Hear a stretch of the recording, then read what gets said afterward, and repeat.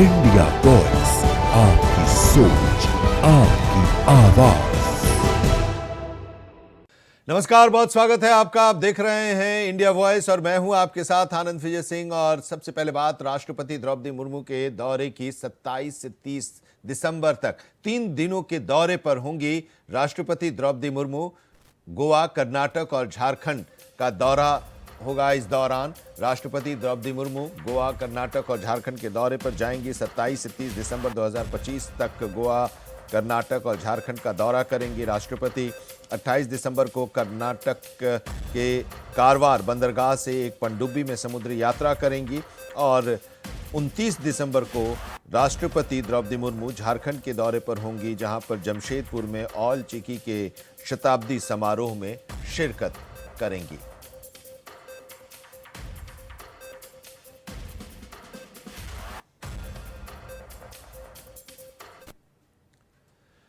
और खबर दिल्ली से, जहां पर मुख्य सचिवों का 5वां राष्ट्रीय सम्मेलन चल रहा है। 3 दिनों का ये राष्ट्रीय सम्मेलन आज दूसरा दिन है और प्रधानमंत्री नरेंद्र मोदी आज इस सम्मेलन में शिरकत करेंगे। और हम आपको बता दें कि प्रधानमंत्री इस सम्मेलन की अध्यक्षता करेंगे। सभी राज्यों के मुख्य सचिव और केंद्र शासित प्रदेशों के मुख्य सचिव इस सम्मेलन में हिस्सा ले रहे हैं और प्रधानमंत्री नरेंद्र मोदी आज इसमें शामिल होंगे और इसकी अध्यक्षता करेंगे। इसका उद्देश्य राष्ट्रीय विकास प्राथमिकताओं पर सतत बातचीत के माध्यम से केंद्र और राज्यों के बीच साझेदारी को बढ़ावा देना है। प्रधानमंत्री के सहकारी संघवाद के दृष्टिकोण पर आधारित यह सम्मेलन केंद्र और राज्य को एक मंच पर लाकर देश की मानव पूंजी क्षमता और समावेशिता को बढ़ाने और भविष्य में विकास की गति को तेज करने के लिए एक एकीकृत रोड मैप तैयार करने को लेकर चर्चा होगी। इसके साथ ही इस सम्मेलन में विकसित भारत के लिए मानव पूंजी विषय पर ध्यान केंद्रित किया जाएगा, जिसमें राज्यों और केंद्र शासित प्रदेशों के लिए सर्वोत्तम प्रथाओं और रणनीतियों को शामिल किया जाएगा। इस दौरान 5 प्रमुख क्षेत्रों पर विस्तार से चर्चा भी की जाएगी। प्रारंभिक बाल्यावस्था, स्कूली और उच्च शिक्षा, कौशल विकास, खेल और पाठ्येतर गतिविधियों पर चर्चा होगी। साथ ही 6 विशेष सत्र आयोजित किए जाएंगे जो राज्यों में विनियमन में ढील, शासन में प्रौद्योगिकी अवसर, जोखिम और शमन, स्मार्ट आपूर्ति श्रृंखलाओं और बाजार संबंधों के लिए एग्रीस्टेक, एक राज्य एक विश्व स्तरीय पर्यटन स्थल, आत्मनिर्भर भारत और स्वदेशी और वामपंथी उग्रवाद के बाद के भविष्य के लिए रणनीतियों पर केंद्रित होगा। चर्चा की जाएगी, आप सहमति बनाई जाएगी और एक निर्देश प्रधानमंत्री नरेंद्र मोदी के द्वारा मुख्य सचिवों को दिया जाएगा।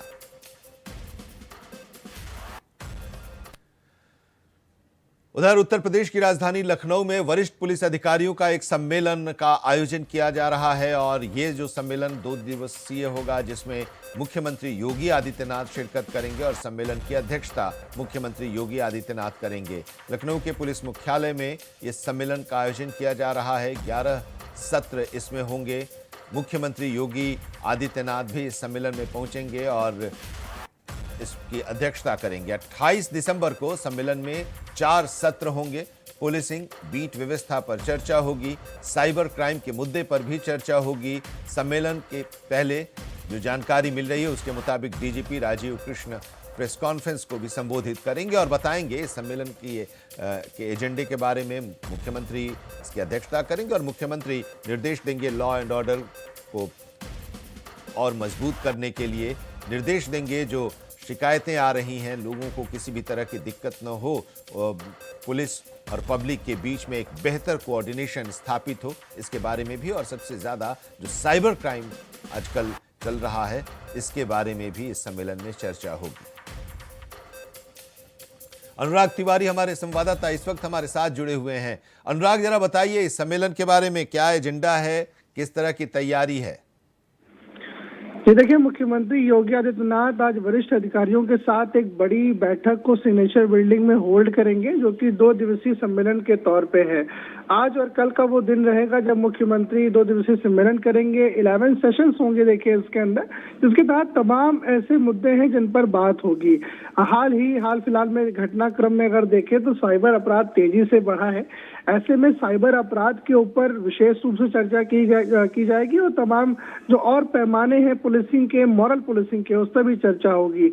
इसी के साथ साथ महिलाओं के विरुद्ध होने वाले अपराधों को लेकर के भी चर्चा होगी, उसको लेकर के मुख्यमंत्री आदेश देते नजर आएंगे। और जो संगठित अपराध हैं, हाल फिलहाल में एनडीपीएस एक्ट के तहत देखे तमाम मामले जो है दर्ज किए गए हैं, जो एक संगठित अपराध के तौर में नजर आ रहे हैं कि इनके लिंक्स बहुत दूर दूर तक होते हैं। इनको कैसे टैप एंड ट्रैक किया जाए, इन पे क्या कुछ नया कर सकते हैं और कैसे और सेफ्टी और सिक्योरिटी का एक जो माहौल है वो डेवलप कर सकते हैं स्टेट के अंदर, इसको लेके कहीं ना कहीं मुख्यमंत्री सजग नजर आ रहे हैं। और इस विषय पर भी देखिए वो अब आज निर्देश देते नजर आएंगे। आज और कल के सेशन में तमाम जगहों पर देखिए घुसपैठ की भी, क्योंकि नेपाल की तरफ से भी उत्तर प्रदेश में एक बॉर्डर शेयर होता है दिल्ली, हरियाणा, मध्य प्रदेश और बिहार के बाद, तो ऊपरी क्षेत्र जो है तमाम जगह बार देखा गया कि वहां से तस्करी के मामले होते हैं या फिर जो देश विरोधी गतियां हैं वो वैसे लोग पकड़े जाते हैं जो नेटवर्क से जुड़े होते हैं। तो ऐसे मामलों को लेकर के भी देखिए सीएम सजग हैं और नेपाल की सीमा पर भी सुरक्षा को कैसे पुख्ता किया जाए, पुख्ता रखा जाए, उसको लेकर के भी मुख्यमंत्री इस बैठक में बात करेंगे, निर्देशित करेंगे। कुल 11 सत्र होंगे इसके अंदर और तमाम जो विषय हैं उस पर बात होगी और खास तौर पे जो विषय साइबर क्राइम अपराध का है, साइबर क्राइम का है, उसको लेकर के जो गहन चर्चा है वो देखने को मिलेगी। चलिए, बहुत शुक्रिया इस पूरी जानकारी के लिए आपका अनुराग। और एक और बड़ी खबर उत्तर प्रदेश से हम आपको बताने जा रहे हैं। फिलहाल ही हम आपको बता दें कि 28 दिसंबर को ये जो सम्मेलन चल रहा है 2 दिनों का, और इसमें कानून और व्यवस्था को लेकर खासतौर से चर्चा होगी। यूपी से एक और बड़ी खबर, यूपी में एसआईआर की प्रक्रिया जो चल रही है उससे जुड़ी खबर हम आपको बता दें कि अब ये साफ हो गया है 2,89,00,000 वोटर्स के नाम कट सकते हैं। उत्तर प्रदेश की जो मतदाता सूची है जिनका शुद्धिकरण चल रहा है इस प्रक्रिया के द्वारा, उसमें 2,89,00,000 वोटर्स के नाम कट सकते हैं। इनमें से 1,13,00,000 वोटर्स को नोटिस भेजा जाएगा। एसआईआर की फाइनल लिस्ट 31 दिसंबर को आएगी।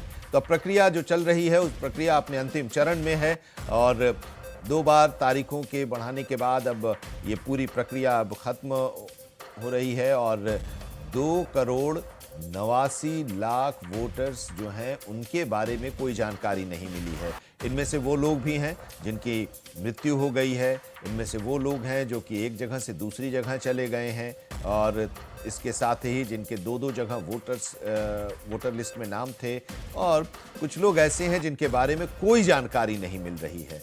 1,13,00,000 वोटर्स जो हैं उनको नोटिस भेजा जाएगा। वो अपने बारे में बताएंगे कहाँ हैं, कहाँ नहीं हैं, और इसके आधार पर फिर आगे की फाइनल लिस्ट बनेगी। माना यह जा रहा है कि 31 दिसंबर को एसआईआर की ये फाइनल लिस्ट आ जाएगी।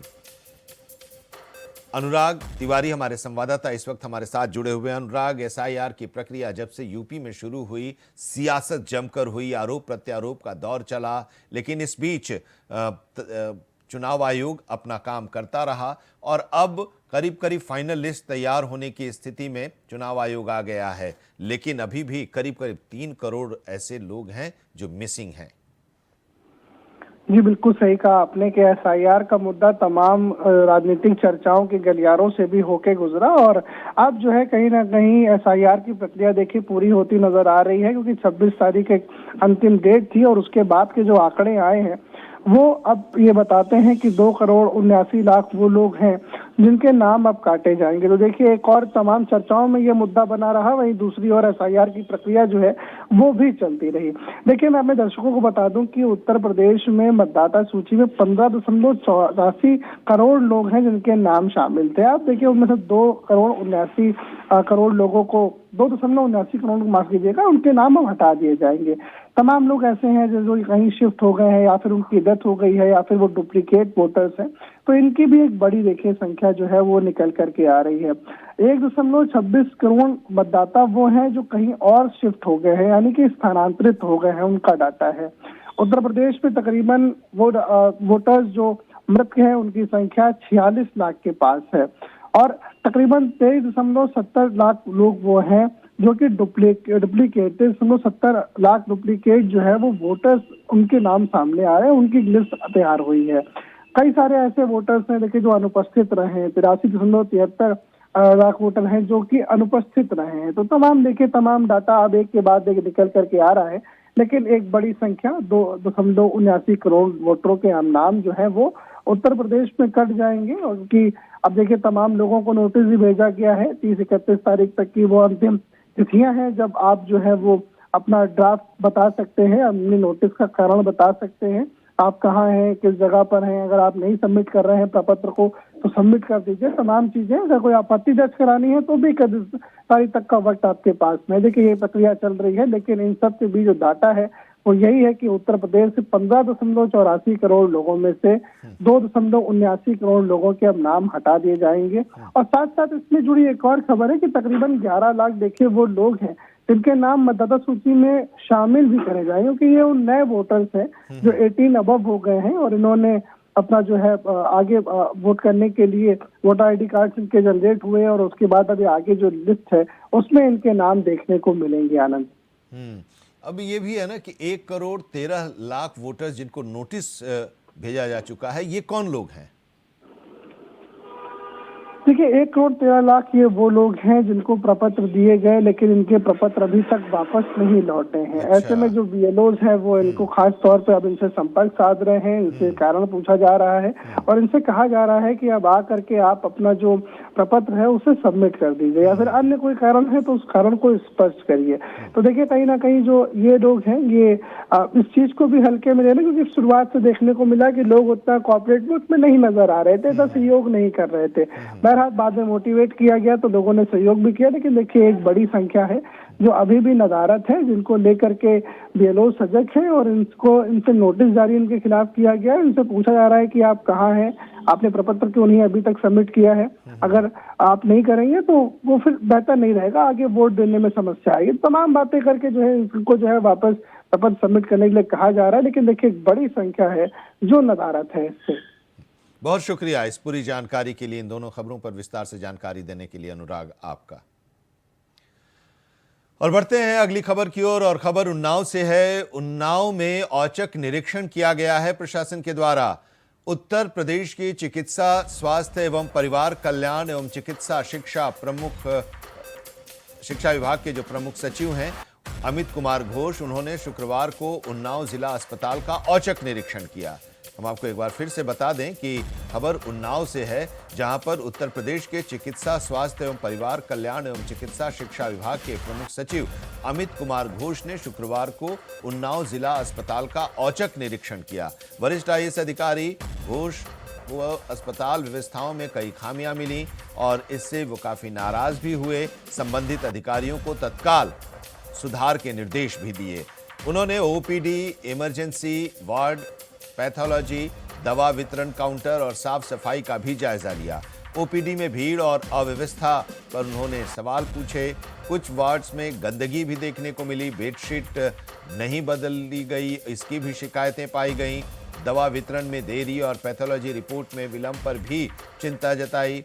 प्रमुख सचिव ने अधिकारियों को निर्देश दिया कि मरीजों को समय पर दवा और सुविधाएं मिले, ये व्यवस्था की जाए और साथ ही चेतावनी दी कि अगली बार अगर कमी मिलती है तो कठोर कार्रवाई की जाएगी।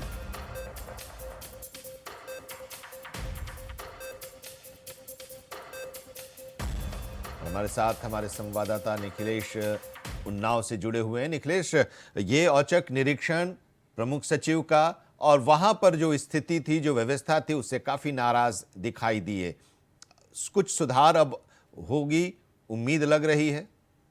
कुछ असर पड़ा है वहां के अस्पताल के प्रशासन पर? जी देखिए, बिल्कुल आपको बता दें कि उन्नाव के जिला अस्पताल का निरीक्षण प्रमुख सचिव अमित घोष के द्वारा किया गया है। हालांकि उन्नाव के जिला अस्पताल का निरीक्षण लगातार अधिकारियों द्वारा किया जाता रहता है, लेकिन उन्नाव जिला अस्पताल है कि जो कि सुधरने का नाम नहीं लेना चाहता है। लगातार वहां पर गंदगी का अंबार देखने को मिलता है। कल 1994 बैच के वरिष्ठ आईएएस अधिकारी घोष के द्वारा निरीक्षण किया गया। वहां पर मौजूद जिला प्रशासन के समस्त अधिकारी मौजूद रहे और प्रमुख सचिव अमित घोष ने गंदगी का अंबार देखा, बेडशीटों में गंदगी देखी और उन्होंने ओपीडी में जाकर मरीजों की भीड़ पर देखा और जो दवा वितरण, किस तरह से दवा वितरण वहां पर होता है वो भी उसका जायजा लिया और उन्होंने मरीजों से भी बातचीत की। इस पर उन्होंने नाराजगी व्यक्त की है और संबंधित अधिकारियों को तत्काल सुधार के निर्देश दिए हैं। जी शुक्रिया इस पूरी जानकारी के लिए निखिलेश आपका।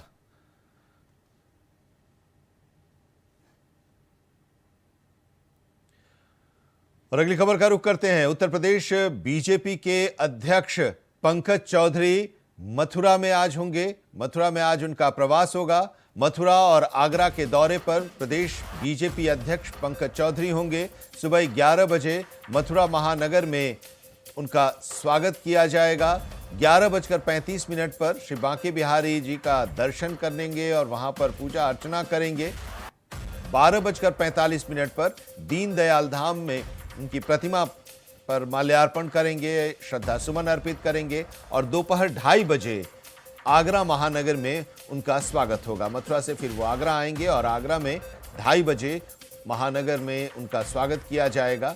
ये कार्यक्रम हम आपको बता रहे हैं। 3 बजे ब्रिज की संगठनात्मक बैठक होगी और उस बैठक को वो संबोधित करेंगे और वहां पर अपने पार्टी के जो पदाधिकारी हैं, नेता हैं, कार्यकर्ता हैं, उन लोगों को आवश्यक दिशा निर्देश देंगे पार्टी को कैसे मजबूत किया जाए, क्योंकि अब पार्टी चुनाव के मोड में आ रही है। उत्तर प्रदेश में 2027 में विधानसभा का चुनाव होने वाला है और इसको देखते हुए संगठन को मजबूत करना पहली प्राथमिकता है और उसी क्रम में प्रदेश अध्यक्ष का पदभार संभालने के बाद प्रदेश के अलग अलग इलाकों में जा रहे हैं और वहां के स्थानीय कार्यकर्ता और पदाधिकारियों के साथ, संगठन के साथ बैठक कर रहे हैं, उनकी समस्याओं को सुन रहे हैं, उसका निराकरण कर रहे हैं और आवश्यक दिशा निर्देश भी दे रहे हैं। और इसी क्रम में मथुरा और आगरा का दौरा आज का है पंकज चौधरी का। मोहम्मद फारूक हमारे संवाददाता मथुरा से इस वक्त हमारे साथ जुड़े हुए हैं। पंकज चौधरी के दौरे से जुड़ी क्या जानकारी मिल रही है? किस तरह की तैयारी पार्टी के वहां के स्थानीय यूनिट में देखने को मिल रही है? फारूक जी आनंद, देखिए भारतीय जनता पार्टी के प्रदेश अध्यक्ष पंकज चौधरी अध्यक्ष बनने के बाद प्रथम बार मथुरा आ रहे हैं। उनका आज मथुरा और आगरा का प्रवास है। प्रदेश अध्यक्ष जो भाजपा के हैं पंकज चौधरी, वो सुबह 11 बजे मथुरा महानगर द्वारा जो भाजपा की इकाई है एक कार्यक्रम, स्वागत कार्यक्रम आयोजित किया गया है। उसमें उनकी उपस्थिति रहेगी। सुबह 11:30 बजे श्री बांके बिहारी जी के वो पूजन और दर्शन करेंगे और दोपहर 11:45 बजे परे के पंडित दीनदयाल उपाध्याय धाम में पहुंचेंगे और वहां पंडित दीनदयाल उपाध्याय जी की प्रतिमा पर माल्यार्पण करके पुष्पार्चन भी करेंगे। पंकज चौधरी दोपहर 2 बजे आगरा जिला के लिए रवाना होंगे और 2:30 बजे आगरा महानगर द्वारा आयोजित स्वागत कार्यक्रम में रहेंगे।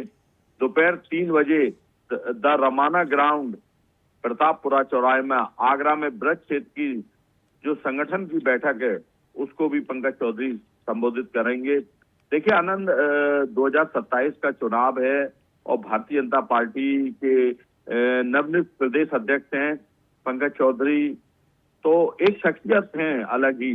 तो वो चुनाव में उनकी अभी से तैयारी शुरू हो गई है और जो उनका प्रवास है, जगह जगह संगठन के लोगों से बात करना, भारतीय जनता पार्टी के लोगों से अलग अलग बात करना और ब्रज क्षेत्र की जो संगठनात्मक जो बैठक है उन बैठकों को भी संबोधित करना, सबसे अलग अलग विचार जानना, ये उनकी अब प्राथमिकता है। और इस प्राथमिकता में पंकज चौधरी मथुरा सबसे पहले आ रहे हैं और महानगर की बैठक में जो स्वागत कार्यक्रम द्वारा रखा गया है उसमें सम्मिलित होंगे और श्री बांके बिहारी जी के भी दर्शन करेंगे। जी आनंद। शुक्रिया मोहम्मद फारूक इस पूरी जानकारी के लिए। और जब पंकज चौधरी वहां पहुंचेंगे तो एक बार फिर हम आपका रुख करेंगे और जानेंगे क्या उन्होंने कहा, क्या निर्देश दिया।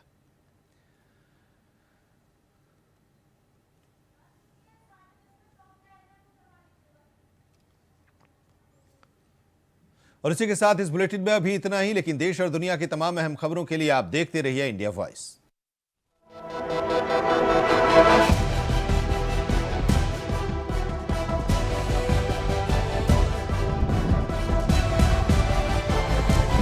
इंडिया वॉइस, आपकी सोच, आपकी आवाज।